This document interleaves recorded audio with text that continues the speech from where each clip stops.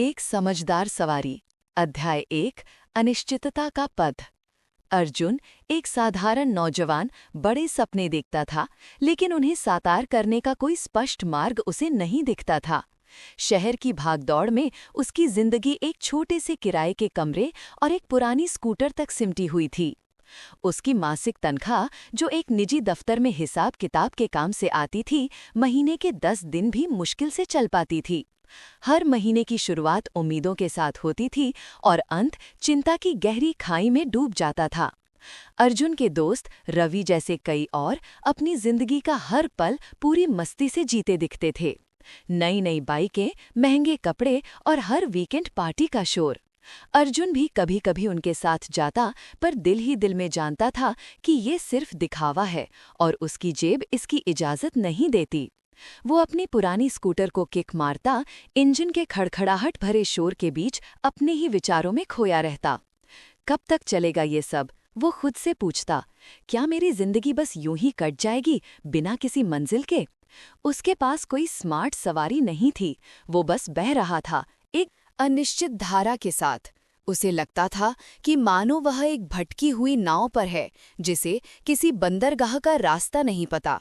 वित्तीय स्वतंत्रता उसके लिए एक दूर का सपना था, एक ऐसी पहाड़ी जिस पर चढ़ने का रास्ता उसे मालूम ही नहीं था। वह हर दिन मेहनत करता, पर उसकी मेहनत का फल उसकी जेब तक आते आते कहीं खो जाता था। वह जानता था कि कुछ बदलना होगा, पर कैसे, कहाँ से शुरुआत करे ये उसे नहीं पता था। अध्याय 2। एक अप्रत्याशित मुलाकात। एक बारिश के दिन अर्जुन की पुरानी स्कूटर ने बीच सड़क पर जवाब दे दिया। वह निराश होकर उसे घसीट रहा था जब एक पुरानी पर बेहद सवारी हुई एम्बेसडर कार उसके बगल में आकर रुकी। कार की खिड़की खुली और एक वृद्ध महिला ने मुस्कुराते हुए पूछा, क्या हुआ बेटे, कोई दिक्कत है? उनका चेहरा परोपकारी और उनकी आंखें ज्ञान से चमक रही थीं। वह थी श्रीमती देवकी, एक सेवानिवृत्त बैंक मैनेजर और अपनी समझदारी के लिए दूर दूर तक प्रसिद्ध। अर्जुन ने अपनी निराशा बताई। श्रीमती देवकी ने बड़े ध्यान से उसकी बात सुनी, फिर बोली, ये तो तुम्हारी जिंदगी की सवारी की तरह है। जब तक तुम इसके रख रखाव पर ध्यान नहीं दोगे, ये तुम्हें बीच रास्ते में धोखा देती रहेगी। अर्जुन को ये सुनकर अजीब लगा, पर उसने कुछ कहा नहीं। श्रीमती देवकी ने उसे अपनी कार में बिठाया और मैकेनिक की दुकान तक छोड़ दिया। रास्ते भर उन्होंने वित्तीय नियोजन और जीवन की स्मार्ट सवारी के बारे में बातें की। उन्होंने बताया कि कैसे एक वाहन की देखभाल उसके लंबे समय तक चलने की गारंटी होती है, वैसे ही धन की देखभाल वित्तीय स्वतंत्रता की कुंजी है। ये सिर्फ पैसों का मामला नहीं है बेटे, उन्होंने कहा, ये एक मानसिकता का मामला है। अर्जुन ने पहले ऐसी बातें कभी नहीं सुनी थीं। उसने सोचा, ये कितनी गहराई से सोचती हैं। ये मुलाकात उसके लिए एक नया मोड़ साबित हुई। उस दिन उसने श्रीमती देवकी से विदा लेते हुए उनका पता पूछ लिया। उसके मन में एक नई उम्मीद की किरण जगी थी। अध्याय 3। ज्ञान की पहली किरण। कुछ दिनों बाद अर्जुन हिम्मत करके श्रीमती देवकी के घर पहुंचा। वो एक शांत, हरे भरे मोहल्ले में रहती थीं। श्रीमती देवकी उसे देखकर बहुत खुश हुईं। उन्होंने उसे चाय पर बुलाया और बातों बातों में वित्तीय ज्ञान की पहली सीढ़ी समझाई। सबसे पहले अर्जुन, उन्होंने कहा, तुम्हें अपने खर्चों को समझना होगा। अपनी आमदनी और खर्चों का हिसाब रखो। कौन सी जरूरतें हैं और कौन सी सिर्फ इच्छाएं? अर्जुन ने अपनी आंखें फाड़ लीं। उसे कभी ऐसा करने की जरूरत महसूस नहीं हुई थी। वो सब कुछ मिला जुला कर चलता था। श्रीमती देवकी ने उसे एक साधारण बजट बनाने की सलाह दी। उन्होंने समझाया कि कैसे छोटे छोटे अनावश्यक खर्च, जैसे रोज की चाय नाश्ता या अनावश्यक ऑनलाइन खरीद, महीने के अंत में एक बड़ी रकम बन जाते हैं।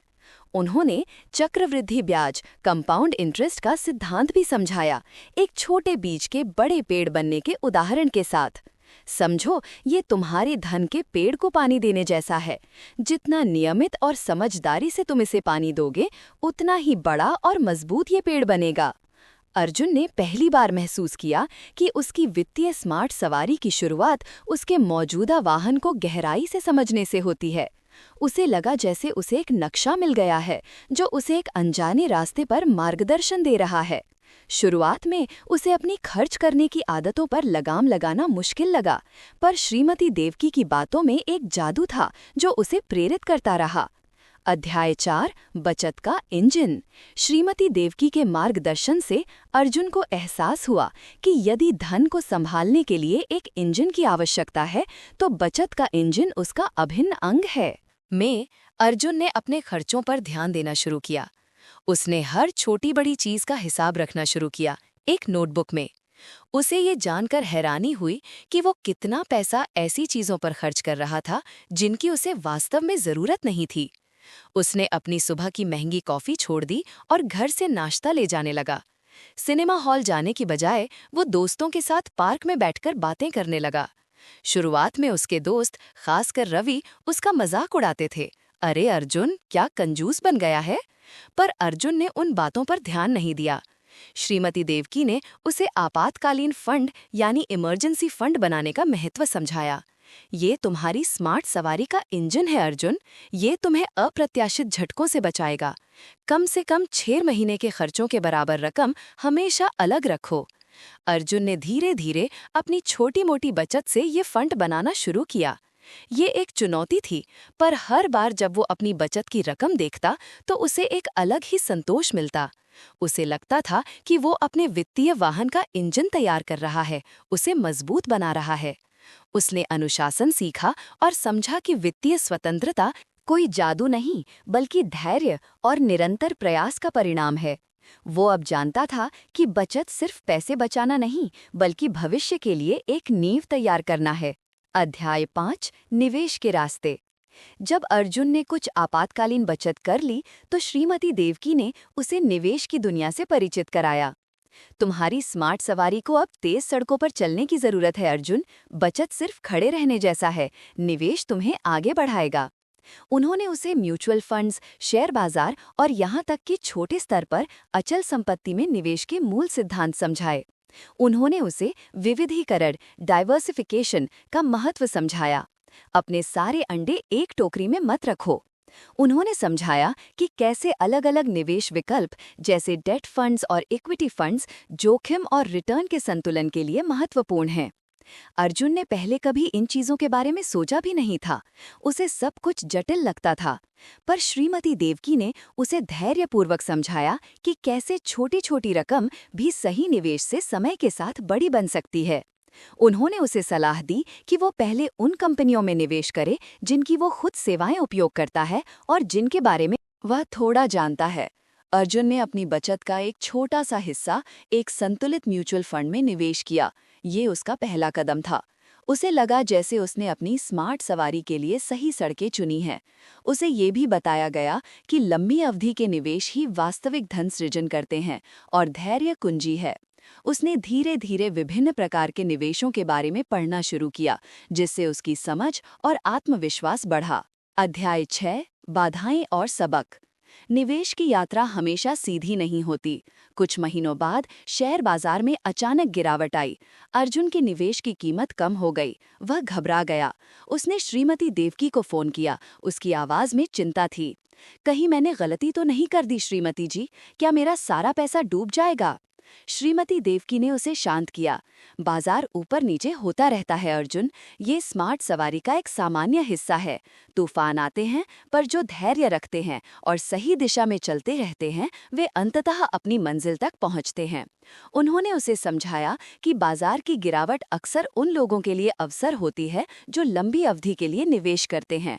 उन्होंने उसे घबराहट में बेचने से रोका।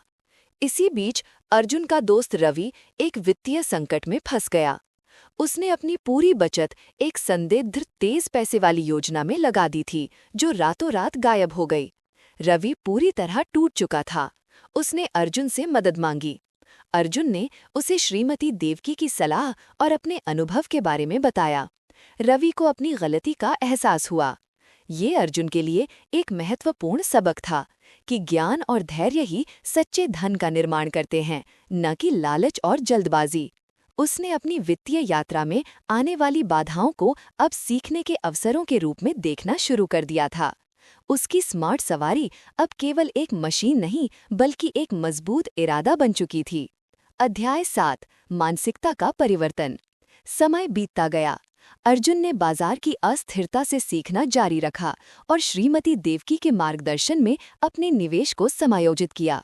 धीरे धीरे उसकी वित्तीय स्थिति में उल्लेखनीय सुधार आया। उसका दृष्टिकोण भी बदल गया था। अब वो पैसे को केवल जीवन यापन का साधन नहीं बल्कि स्वतंत्रता और विकास का एक उपकरण मानने लगा था। उसकी मानसिकता कमी से बहुतायत में बदल गई थी। डर से आत्मविश्वास में। वो अब अपने दोस्तों को भी वित्तीय समझदारी के बारे में सलाह देने लगा था और रवि भी अब उसकी बातों को ध्यान से सुनता था। अर्जुन ने देखा कि कैसे अनुशासन और सही जानकारी ने उसकी जिंदगी को बदल दिया था। उसने एक नया कौशल सीखा था, पैसे को अपने लिए काम पर लगाना। उसकी स्मार्ट सवारी अब उसके नियंत्रण में थी और वो जानता था कि उसे कहाँ ले जाना है। उसने अपनी कमाई का कुछ हिस्सा सामाजिक कार्यों में भी लगाना शुरू कर दिया, ये समझते हुए कि सच्चा धन साझा करने में भी है। उसने महसूस किया कि वित्तीय स्वतंत्रता सिर्फ पैसे होने के बारे में नहीं है, बल्कि उस पैसे का सही उपयोग करने, दूसरों की मदद करने और एक सार्थक जीने के बारे में भी है। उसका आंतरिक परिवर्तन उसकी बाहरी परिस्थितियों में भी परिलक्षित हो रहा था। अध्याय 8 स्वतंत्रता की मंजिल। कई साल बाद अर्जुन एक सफल उद्यमी बन चुका था। उसने अपनी कंपनी शुरू की थी जिसमें कई लोगों को रोजगार मिला था। उसकी स्मार्ट सवारी उसे सचमुच वित्तीय स्वतंत्रता की मंजिल तक ले आई थी। उसके पास अब केवल धन ही नहीं बल्कि समय की आज़ादी और मन की शांति भी थी। वो अक्सर श्रीमती देवकी से मिलने जाता, उनके साथ बैठकर अपनी सफलता की कहानियां साझा करता। श्रीमती देवकी उसे देखकर बहुत खुश होतीं। उनकी आंखों में एक अलग चमक होती थी। वो जानती थीं कि उन्होंने अर्जुन को सिर्फ वित्तीय ज्ञान नहीं दिया बल्कि उसे एक सार्थक जीवन जीने का रास्ता दिखाया था। अर्जुन ने अपनी पुरानी स्कूटर को भी संभाल कर रखा था, एक यादगार के रूप में जो उसे हमेशा उसकी शुरुआत की याद दिलाती थी।